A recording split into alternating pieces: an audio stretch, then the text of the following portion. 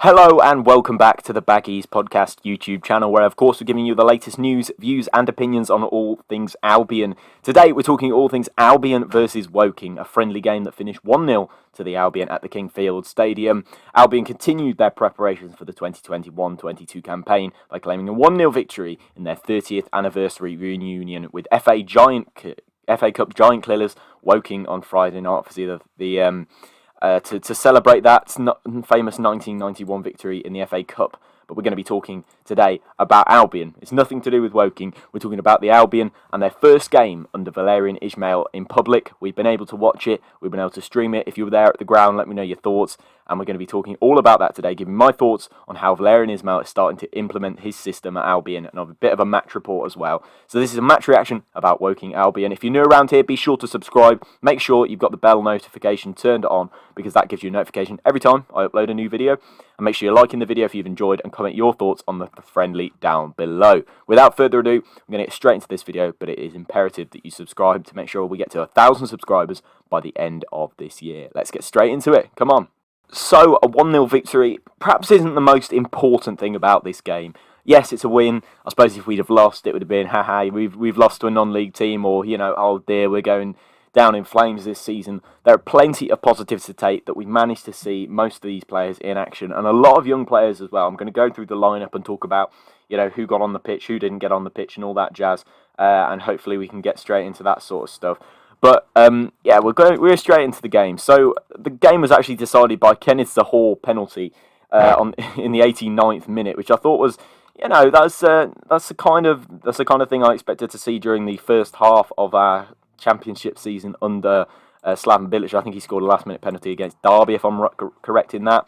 Kenneth Zahor came on in the 55th minute, and we managed to see quite a lot of players, mainly coming off the bench and mainly coming into the side later on in the game, at either 55 minutes or 73 minutes. So we'll talk about who actually got on the pitch in a little bit, but Kenneth Zahor was the one who actually ended up with it, and it was quite a night of dominance, to be honest, for Albion. We were trying to connect our play together, trying to keep our formation, and just trying to keep our shape, and trying to practice in this new inventive style of Valérien Ismaël's, because, of course, the players haven't played in it before.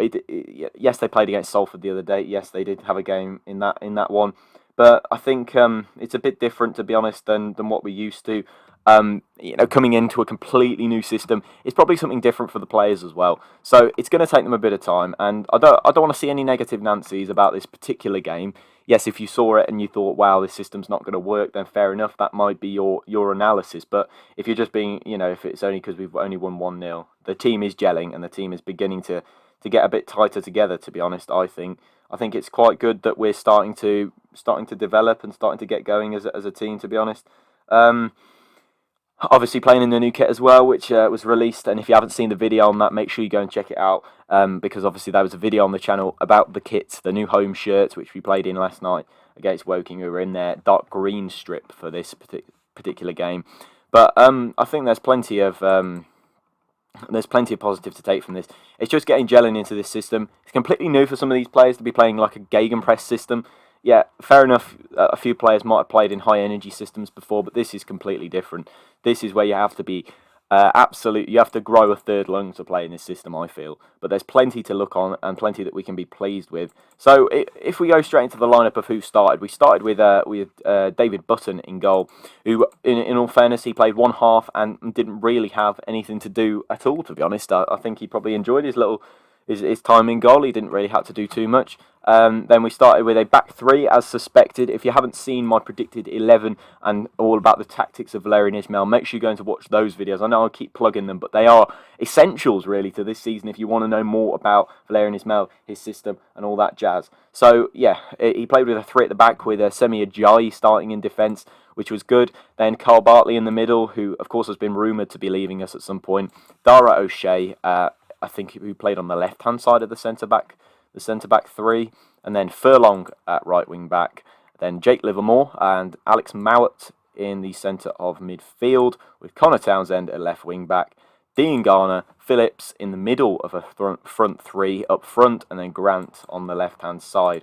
So, as we kind of expected Valérien Ismaël to line up, as I discussed in that video, But we did kind of get into that and talk about how he might line up. So we did have Button in goal, which was I was quite surprised Palama didn't start, but I suppose they played equal game time, so it doesn't really matter at all. I was very pleased with the way that the back three looked so comfortable, even on the ball. I think looked quite nice.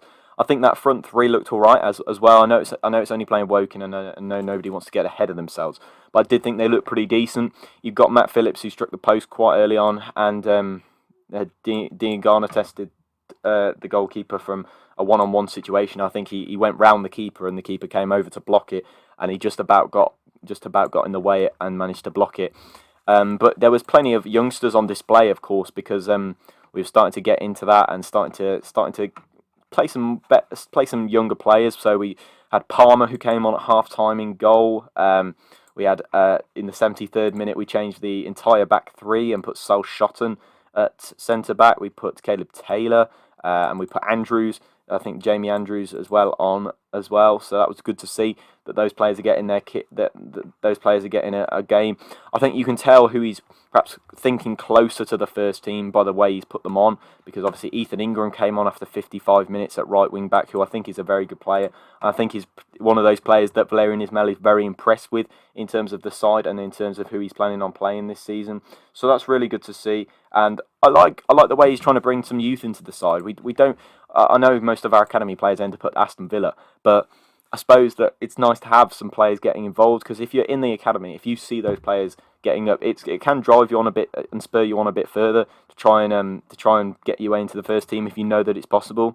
Cedric Kipre also came on in the 55th minute for Livermore, and then Castro, Kevin, I think it's Quavin Castro, who came on as well, who looked absolutely incredible. The way he was powerful, simple on the ball, clever with his play. I know it's non-league Woking, and I know people will say that, but it's just one of those things where you can tell somebody's a good player, and I think a lot of people could tell about Quavin Moise Castro, who signed for us recently after having trials with Arsenal, Chelsea as well. So that's very good to see. I thought that they worked really hard. I thought he worked really hard in the midfield, and in fact, I thought he looked the best player on the pitch as well. He looked very, very on it and very involved in it, and they worked pretty well, and I thought it was decent. It was very decent from Quavin Moises Castro. I think he's quite close to the first team as well. I don't think he's as far away as perhaps people may think. I know people say the Albion website, when they unveiled it, said that he was going to be part of the under-23s, but I can see him break him into the first team with performances like that. Clever on the ball, strong, and I think he'd suit the system quite well. Obviously, Alex Mowat getting his first few minutes, he was very good spraying the balls in and across the pitch and to develop some space. I think they've obviously practiced those combinations between Livermore and Mowat, when Mowat would launch the ball with that left foot over to the right-hand side of the pitch. I think that was worked on. And Taylor Gardner-Hickman came on, and he actually just drilled very closely wide and came on for Connor Townsend at left wing back as well. Grady Dean Garner came obviously very close with when he rounded the keeper, and obviously ended up coming off for Rayan Tulloch, who came on in the 55th minute, which is good to see. Obviously, but I had a pretty nasty injury at Doncaster last season, where we were all hoping to see a bit more of him at Doncaster and see him test his trade, but it's just unfortunate that he hasn't quite been able to get involved in that sort of stuff yet. And I feel bad for him for that, but hopefully he can try and break into the first team. Obviously, he did play in that FA Cup game against Brighton a few years ago, where he ended up playing quite a few minutes in that one. Then we've also got Kenneth Sahor, who came on and obviously scored the winner. I can see him having a bit more of an impact than perhaps usual. I think that might be something that we can see. I mean, Kenneth Sahor obviously went on loan at Millwall, and he's mocked by a lot of our fans because we paid a lot of money for him. Let's be fair, we did pay quite a bit of money for Kenneth Sahor, but I do believe that he might play a part in Valérien Ismaël's system this season. He's a big target man. I doubt he's going to be first choice, let's be honest, but I do feel that he's got a little bit of a part to play, and maybe there's something in it with Kenneth Sahor that might mean that he's not completely outcast like he might be for some others. So yeah, it's good to see that Kenneth Sahor's involved in the first team. I know people don't like him, but if you've got a player and you spent £8 million, give him a chance. Let him have a go on the pitch. And obviously Rika Richards came on for Carlan Grant as well. So that's the whole two different 11s who were brought on, and we kept changing the team. But Rico Richards, obviously one of those players that I think a lot of people are looking to break into the first team. I think he's only 17 years old at the moment, so he's obviously, or 18 years old, I think. I think he's a good player, and I think he's going to work very well in our side. I think he's one of those players that you want to hold on to, and people saying he's a very special player. So yeah, I think he's got the ability to take us forward and be a future star for us. In terms of the game, I thought they were trying to get those combinations going. I think it wasn't really about scoring goals. I think it was more about just trying to keep yourself fit, trying to keep yourself involved. We did have a lot of dominance in the game, and we did press quite high up the pitch, which I quite liked. I think we were trying to stop them playing out, albeit there was a little playing out from the back from Woking. But it was good to see these players get a run out, to be honest. In terms of the system implemented, it wasn't quite working, but you could hear the cries of Valerian Ismail going press, press, press, which is something we're probably going to see. It's quite hard to judge how things are settling in, but it's definitely looking promising. There's a lot of combinations that are starting to be worked on, and they'll only get better from there. In terms of the next fixture that we've got another friendly game coming up tonight as you're watching this, against Sheffield Wednesday, which I think is behind closed doors. So I don't think we'll be watching that. I don't think anybody was going to be able to watch that, to be honest. So there won't be a match day thoughts on that. But if you watch the Woking West Brom game, give me your thoughts down below. I thought Kevin Moyes' Castro was my man of the match. I thought he looked really superb on the ball. But let me know what you think. Comment down below, and I'll see you in the next video. Make sure you're subscribing. Make sure you're liking the video. Comment down below. It's very good to see these players getting a run out, and I'll see you in the next video. Goodbye.